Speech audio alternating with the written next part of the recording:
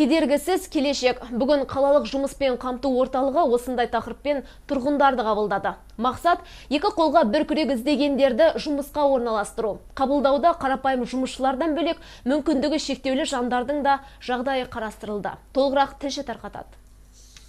Мұқағали Үсепов бүгін жұмыспен қамтылды. Тәуелсіздіктің құрдасы бір жыл бойы жұмысы жүріпті. Енді жастар практикасы бойынша қызметке ілігіп отыр. Қалалық әкімшілікте енді Мұқағалидың жарты жыл жұмыс істеуіне мүмкіндігі бар. Мерзім таяғанға дейін ол өзін-өзі кәсіби тұрғыдан көрсетуі тиіс. Осыған дейін түрлі жұмыстар атқарған азаматтың негізгі мамандығы программист. Ендігі атқарар жұмысы да тікелей мамандығымен байланысты.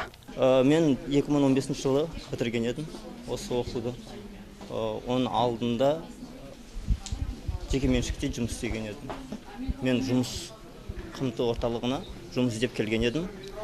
Маған Нұр Отан партиясы мен молодежный практика мен бірігіп жұмыс тауып берді.